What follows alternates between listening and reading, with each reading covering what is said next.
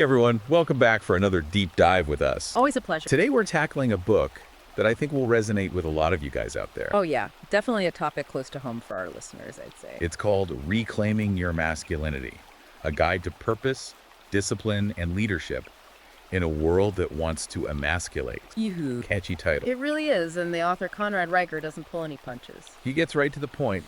And his main argument is something I think a lot of men are feeling these days, even if they can't quite articulate it. You're talking about that feeling of being under attack almost? Exactly. He says modern society is systematically undermining men's identity and purpose. Like those traditional masculine traits that used to be seen as strength are now demonized. It's like society flipped the script. Yeah, and it Yeah. leaves a lot of men feeling adrift, lost.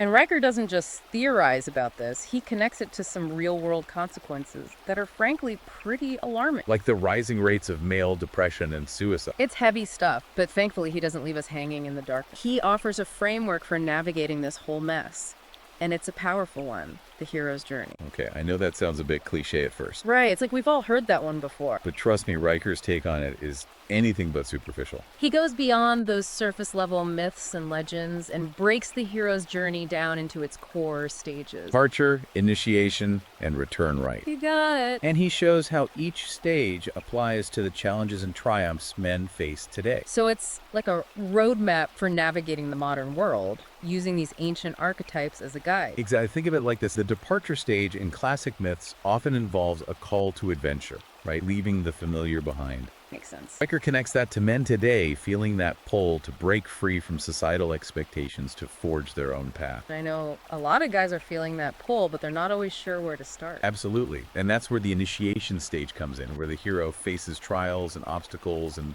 grows stronger through those challenges. So how does Riker suggest men navigate that initiation stage in today's world?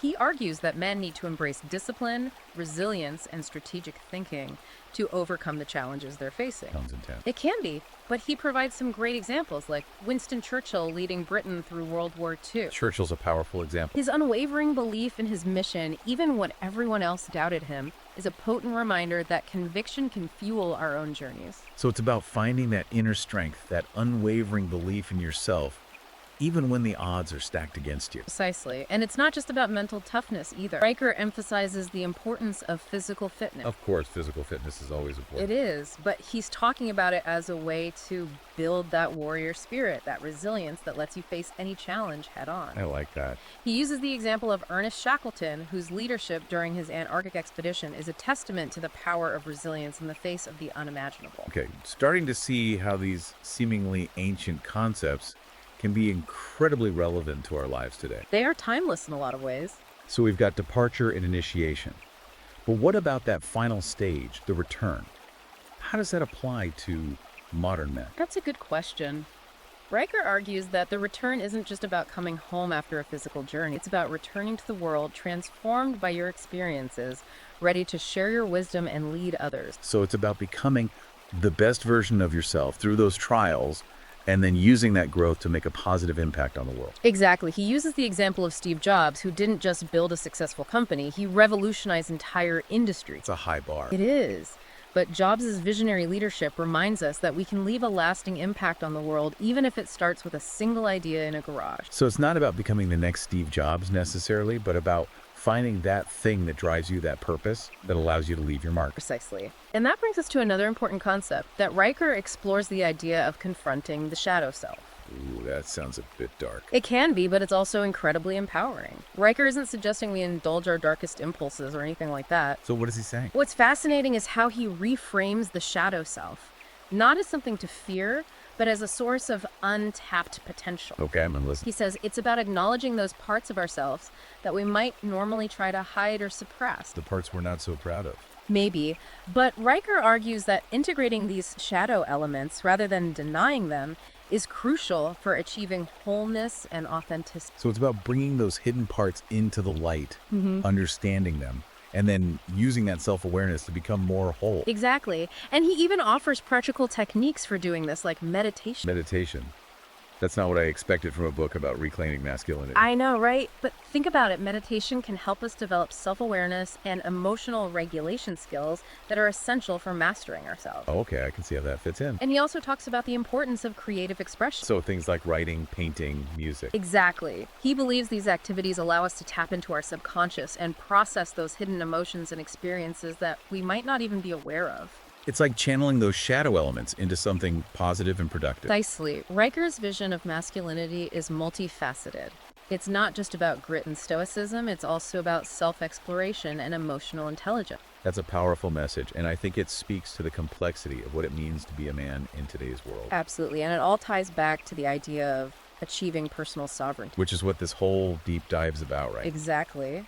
Riker believes that personal sovereignty comes from mastering yourself, your mind, body, and emotions. So by confronting your shadow self, embracing the hero's journey, and cultivating discipline, you gain a sense of agency and control over your own life. It's about taking responsibility for your choices, your actions, and ultimately your destiny. That's a powerful concept, but let's be honest, it's not always easy to put into practice. You're telling me we're living in a world that often feels like it's trying to control us, to tell us who we should be and what we should think? Exactly, and that's why I think Riker's emphasis on personal sovereignty is so important. It's about reclaiming that power, that agency, to define ourselves on our own terms. Couldn't agree more. And that leads us to another big theme in the book, the concept of authority. Okay, so we're not just talking about authority figures like bosses or parents. No, Riker's talking about something much deeper than that. He's talking about that inner authority, right? Precisely that sense of self-mastery that comes from knowing who you are and what you stand for. How do we reclaim that sense of authority in a world that often feels like it's trying to take it away from us? That's the million-dollar question, isn't it? It feels like we're constantly being told what to think, how to behave, what to believe. And Riker's argument is that true authority isn't something that's given to you, it's something you earn. Earned through what? Through responsibility, integrity, and service to others. So it's not about dominating or controlling others. Not at all. It's about leading by example, inspiring them through your actions. So we're not talking about becoming some alpha male who throws his weight around. Nope. In fact, Riker challenges that whole alpha male myth. That's interesting because that idea of the alpha male is so prevalent in our culture. It is, but Riker argues that true leadership is about something much deeper and more nuanced. He uses the example of Marcus Aurelius, the Roman emperor and Stoic philosopher. Yeah, Marcus Aurelius is a great example of a leader who led with wisdom and restraint rather than brute force. It's a powerful distinction, and it makes me think about how we can apply that in our own lives. It's about being the kind of man that others want to follow, not because you demand it, but because you inspire them. But how do we actually cultivate that kind of leadership in a world that often feels chaotic and uncertain? Well, Riker believes that a crucial part of it is building strong relationships with other men. He's talking about the power of brotherhood. Exactly. It's something we've touched on before on this show, but it's a theme that runs throughout Riker's book. Why do you think he puts so much emphasis on brotherhood? Because he believes that these bonds provide essential support and a sense of belonging, especially in a world that can feel isolating for men. It's like having each other's backs, sharing your struggles, celebrating your victories together. It's about knowing that you're not alone in this journey, that there are other men out there who understand what you're going through. But in our increasingly fragmented and digital world, it's not always easy to cultivate those deep, meaningful connections with other men. I hear you, it takes effort, but Riker offers some practical advice for doing just that. Like what? Well, he talks about finding shared activities, engaging in open and honest communication, and being there for each other through thick and thin. It sounds simple enough, but it's easy to get caught up in the hustle and bustle of life and neglect those relationships. It's true, but Riker's point is that we need to prioritize those connections, make time for them, even if it means saying no to other things. So it's not just about having buddies to hang out with. It's about finding those guys who share your values, your goals, your struggles, and building those deep bonds of brotherhood. Exactly, and it's not just about what you get out of those relationships, it's about what you contribute. It's about being a reliable friend, offering support to your brothers when they need it most. Precisely. And that kind of reciprocal support can be incredibly empowering. Speaking of empowering relationships, Riker also talks about the importance of fatherhood as a key aspect of masculine identity. He believes that fatherhood is a powerful way to leave a lasting legacy, to pass on your values and wisdom to the next generation. So it's not just about being a biological father, it's about embracing that role of mentor, guide, protector. Exactly. And he emphasizes the importance of being present in your children's lives, providing guidance, setting a positive example, and instilling in them the values that will help them navigate the world with strength and purpose. It sounds like a lot of responsibility, but also incredibly rewarding. It is. It's one of the most challenging and fulfilling roles a man can take on. And it's a role that I think is becoming increasingly important in a world where traditional family structures are being challenged. I agree. Riker's message about fatherhood is a timely one, and it's something that I think a lot of men are hungry for. So it's not just about reclaiming our own masculinity. It's about ensuring that the next generation of men has the tools and guidance they need to navigate this world. Couldn't have said it better myself. This is all starting to paint a pretty clear picture. Riker's saying that reclaiming masculinity isn't about fitting into some outdated stereotype. No, it's about finding your purpose, building your strength, leading with integrity, and leaving a positive mark on the world. And he actually goes a step further and dives into some of those harmful myths that hold men back. Like the lone wolf myth, the perfect man myth, the playboy myth, the self-sacrificing hero myth. It's like we're constantly being bombarded with these unrealistic expectations that can leave us feeling inadequate or even lost. Exactly. And what's great about Riker's approach is that he doesn't just deconstruct those myths. He offers alternative models and principles to guide men on a healthier path. Okay, so what are some of those alternative models he proposes? Well, he talks about the importance of connecting with nature, reclaiming traditional male crafts, and finding healthy outlets for physical energy and competitive drive. So it's not just about sitting around reading philosophy. It's about getting out there, doing things, building things, and connecting with those primal instincts. Precisely, he reminds us that we are not just minds detached from our bodies, we are physical beings with primal needs. And meeting those needs in a healthy way can be incredibly empowering. It's about finding that balance between the mental and the physical, the intellectual and the instinctual. And he also talks about finding balance in your life, not just between work and play, but between your masculine and feminine energy. That's an interesting concept. Can you elaborate on that? Well, he draws on the work of Carl Jung, who talked about the anima and animus, and the feminine and masculine archetypes that exist within all of us, regardless of gender. So it's not about being 100% masculine or 100% feminine. It's about recognizing and integrating both of those energies within ourselves. Exactly.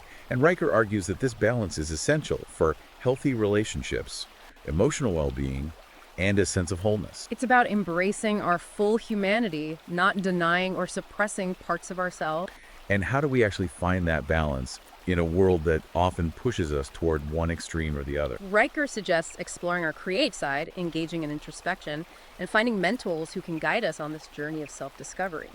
So it's about being open to new experiences, being willing to look inward and seeking guidance from those who have walked the path before us. Precisely, it's a lifelong process of growth and evolution. Speaking of connecting with something bigger than ourselves, Riker also talks about the role of symbols and archetypes in understanding masculinity. He uses them to illustrate the deeper psychological and spiritual aspects of masculinity, drawing on myths and stories that have resonated with men for centuries. So we're not just talking about surface level imagery, we're talking about tapping into something deeper.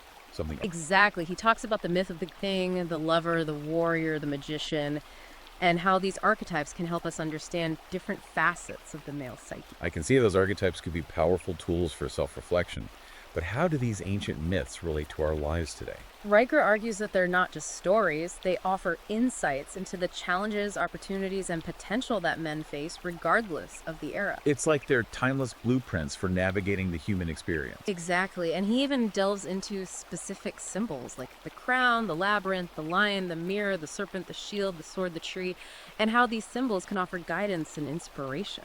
Okay, that's a lot of symbols. It is, but each symbol represents a different aspect of the masculine journey, from leadership and self-discovery to courage, protection, wisdom, resilience, and growth. It's almost like a secret language, a way of communicating these deep truths about masculinity that transcends time and culture. And these symbols can be incredibly powerful tools for visualization, meditation, and self-reflection. So it's about finding those symbols that resonate with you and using them to connect with those deeper parts of yourself. Exactly, and Riker provides a rich tapestry of symbols and archetypes for men to explore and draw inspiration from. Okay, we've got the hero's journey, the shadow self, brotherhood, fatherhood, archetype, symbols.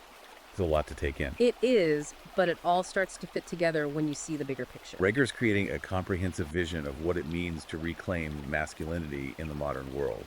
It's about more than just reading a book or listening to a podcast. It's about putting these principles into practice in our own lives. It's about taking action, making changes, and becoming the kind of men we were meant to be. And one of the key aspects of taking action is developing strategic thinking. That's another crucial element that Riker emphasizes throughout the book. He sees it as essential for navigating the complexities of the modern world, achieving goals, and becoming effective leaders. So it's not just about brute force or winging it, it's about having a plan, a strategy for success. Exactly. He argues that men are naturally inclined towards strategic thinking, but that these skills need to be honed and developed. Okay, so how does he break down the concept of strategic thinking? What are the key components?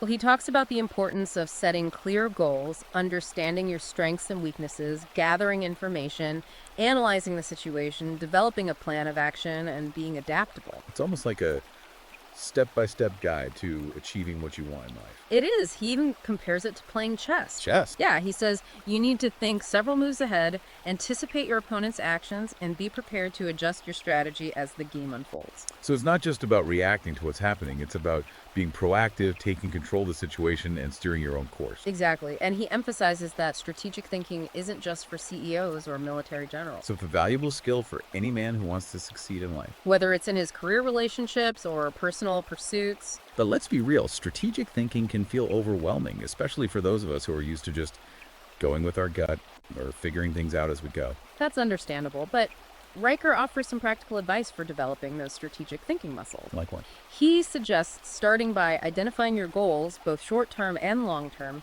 and then breaking those goals down into smaller, more manageable steps. So it's like creating a roadmap, a step-by-step plan for achieving what you want. Precisely. He also stresses the importance of gathering information, analyzing the situation, considering different options, and weighing the potential consequences before making a decision. So it's not about making impulsive choices, it's about being thoughtful, deliberate, and strategic in your approach. Exactly. But he also reminds us that adaptability is key. The world is constantly changing, and unexpected things will happen. So you need to be prepared to adjust your strategy as needed. Exactly. It's not about rigidly sticking to a plan no matter what. It's about having that flexibility, that ability to pivot and adapt as new information emerges or circumstances change. Makes sense. And he offers some tips for developing adaptability, like practicing mindfulness, embracing uncertainty, and learning from your mistakes. So it's about being present, accepting that we don't have all the answers, and seeing setbacks as opportunities for growth.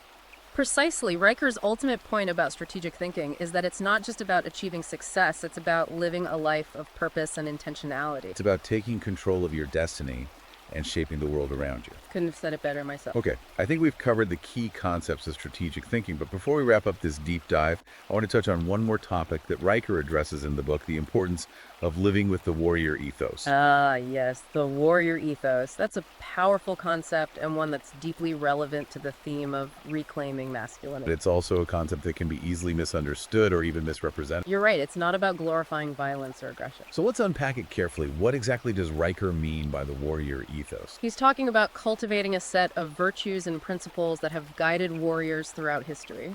Okay, so we're talking about things like courage, honor, discipline, self-control, loyalty, a willingness to face challenges head on. Exactly. Those are the hallmarks of the warrior. But how do those virtues apply to the average guy living in the modern world? That's a good question, and it's one that Riker addresses directly in the book. Because, let's be honest, we're not facing down charging armies or fighting gladiatorial combats. True, but Riker argues that the battlefield has changed, but the principles remain the same. So it's about applying those warrior virtues to the challenges we face in our daily lives. Whether it's in our careers, relationships, or personal struggles. It's about finding that inner warrior, that strength of character that allows us to overcome adversity and achieve our goals. Exactly.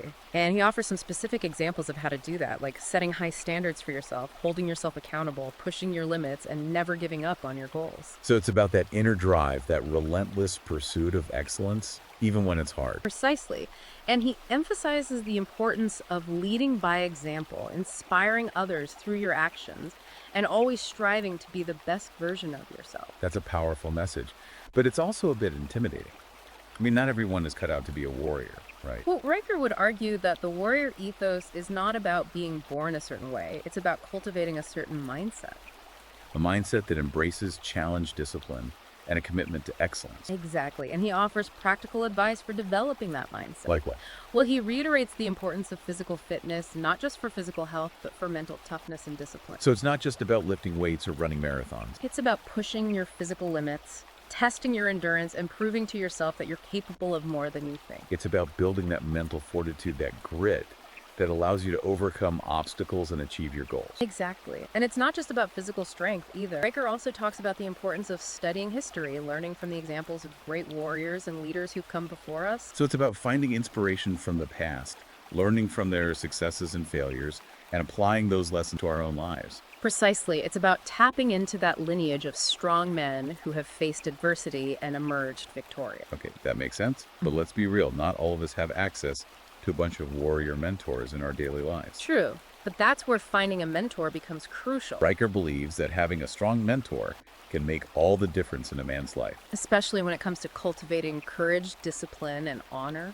So it's about finding someone who embodies those warrior virtues, someone who can guide you, challenge you, and support you on your journey. Exactly. It's about having someone who believes in you, pushes you, and helps you become the best version of yourself. That's powerful. But how do we find these mentors? They don't exactly grow on trees. They don't. But Riker emphasizes that mentors can come from all walks of life. They don't have to be famous or successful in the traditional sense. It's about finding someone who has walked the path you want to walk, who's learned from their experiences, and who's willing to share their wisdom with you. And it's about being open to receiving that guidance, being willing to be challenged and pushed outside of your comfort zone. Exactly. And Riker stresses that mentorship is a two-way street. So it's not just about receiving guidance, but also about giving back, supporting others, and eventually becoming a mentor yourself. Precisely. It's about paying it forward, building that brotherhood, that chain of strong men who help each other rise. And that brings us back to the importance of community and connection. We need each other.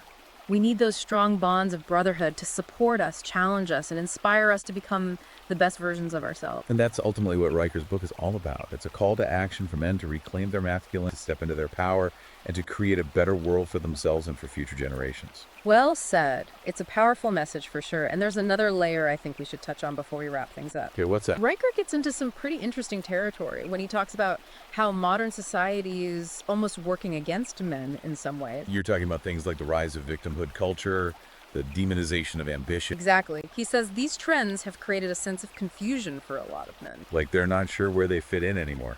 It's like the rules of the game have changed, but nobody told us what the new rules are. And in the meantime, we're left feeling like we're constantly stepping on eggshells. Afraid to express ourselves or pursue our goals with the same drive we used to. It's almost like we're supposed to apologize for being men. And Riker pushes back against that pretty hard. He does. And I think it's an important conversation to have because it's not just about men feeling good about themselves. Right. It's about men fulfilling their potential and contributing to society. It's about recognizing that we need both masculine and feminine energies to create a balanced and harmonious world. Couldn't agree more. And that brings us to another point that Riker makes about the biological differences between men and women. That's always a sensitive topic, but I appreciate that he doesn't shy away from it. He doesn't. He argues that men and women are wired differently and that these differences are not just social constructs. Okay, so he's acknowledging the nature versus nurture debate. He is. And he's saying that we need to understand and appreciate these inherent differences rather than try to erase them. Because trying to pretend that men and women are the same is ultimately harmful to both sexes. Exactly. It sets us up for failure and frustration. So instead of trying to fit into a mold that doesn't quite fit, we need to embrace our unique strengths and differences. And Riker goes even further and talks about the importance of hormonal balance, specifically testosterone. Okay, testosterone often gets a bad rap, so I'm curious to hear how he addresses that. Well, he acknowledges that testosterone can be expressed in both positive and negative ways. Of course, too much aggression or recklessness is never a good thing. But he emphasizes that testosterone is not inherently bad. It's about finding that balance right. Exactly when testosterone levels are optimal, men feel more confident, focused, and driven. They have that energy and vitality that allows them to pursue their goals and make a positive impact on the world. Precisely. And he talks about how things like exercise, diet, and stress management can impact testosterone levels. So it's about taking care of our physical and mental health to optimize our hormonal balance. It's a holistic approach that recognizes the interconnectedness of our mind, body, and spirit. And it's about reclaiming our natural vitality and strength, not chasing some unrealistic ideal of masculinity. It's about becoming the best versions of ourselves, both physically and mentally. Well, I think we've covered a lot of ground today. We've explored Riker's core argument, the hero's journey, the shadow self, brotherhood, fatherhood archetypes, symbols, strategic thinking, the warrior ethos, and even the biological realities of men and women. It's been a deep dive for sure, and I feel like we've only just scratched the surface. There's always more to explore, but I think we've given our listeners a good overview of Riker's key ideas. And if you're intrigued by what you've heard today, we highly encourage you to pick up a copy of Riker's book. It's available on Amazon Kindle and Google Play Books. It's a powerful read, and one that we believe can benefit any man who's looking to reclaim his masculine, find his purpose, and make a positive impact on the world. And on that note, we'll wrap up this deep dive. Thanks for joining us. Until next time, keep seeking, keep striving, and keep building that brotherhood.